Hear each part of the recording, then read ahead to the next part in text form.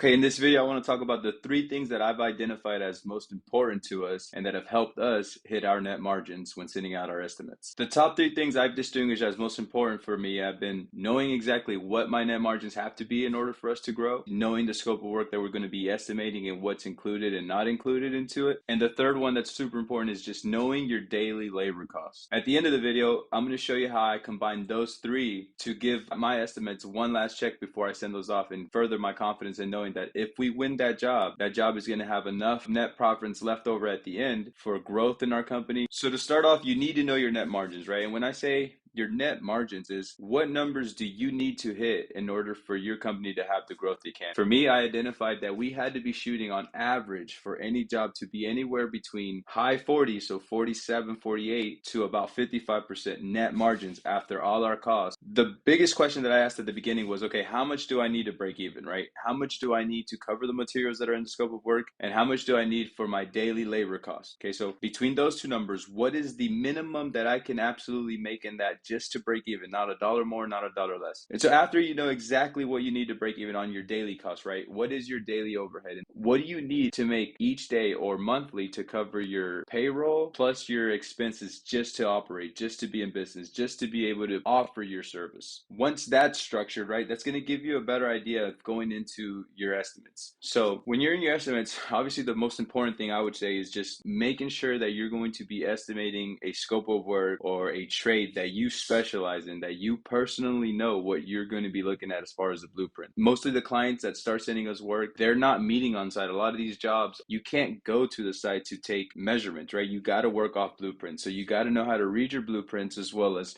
knowing exactly what you're looking at. You know, when I started, there was a few things that I would leave off of my estimates because I was unaware of things that may needed to be included, right? For example, one of the most recent ones that I've realized I have to be including are going to be, you know, daily machinery rental. And that could be a lift, that could be scaffold, that could be whatever we need to make sure that we're following our safety protocols and as well as being able to complete their job on a timely manner. It may be areas where we can't fit in our ladders or our jack pumps, right? So we're going to need a boom lift that'll be able to extend us to be able to finish the application of our materials. Things like that have to get included, and you don't know those if you're just simply thinking this is what it may be, right? And so this is why it's important for me to constantly be out on the field with the guys. So I'm super happy that I get to be out there, you know, 2 to 3 times a week sometimes, because I'm starting to see these things. I'm starting to realize, okay, there's not enough space for us there, or that was a little complicated last time. How can we make that more efficient for our guys and to be able to meet our clients' completion dates a lot quicker? Okay, so these are little things that once you're in the trade a lot more, once you actually get into the nit and grit of these things, you start identifying as, oh, wow, you know, I can't just be giving that away because that's an extra day, that's an extra rental rate that's coming out of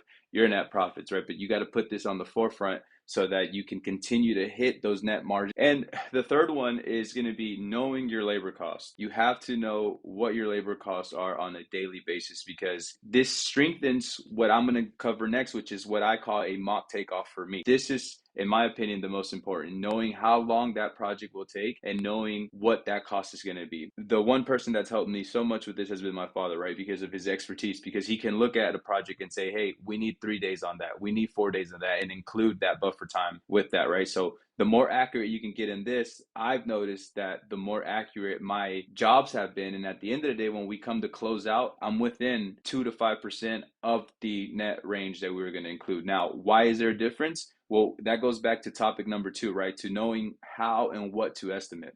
Every time that it's a little off, I'm looking, okay, where did we have to spend a little more money? It's been machinery rentals, right? It's been daily rental rates on dumpster, maybe, whatever that may be. But at least whenever you see that difference in the net profits at the end of it, you can reverse and go back into it and say, okay, where and what was I missing? What did I need to account on that job that I didn't account, you know, when I sent out my estimate? Combining all three of these creates what I call a mock takeoff for me here in-house. And so this is the reason for the video, and this is what I want to walk through, right? So as you guys can see on screen, example, of a project that I just got done estimating. Now, what I want you to see is how I break down the last few numbers, which is my material and labor for each scope of work that I'm going to do. I'm always buffering them upwards so that I can know where I'm going to end up. But the number that you see at the end of the bottom would be the total number of the project. Okay, so this is going to be the total. From that number, I simply piece these together, which these are all going to be what you would call overhead inside of this job. That overhead cost would be reflected down here on the bottom right, which is 18,200. From this total amount, you would want to deduct that 18,200, which will leave you about 1950, $19,050. Okay,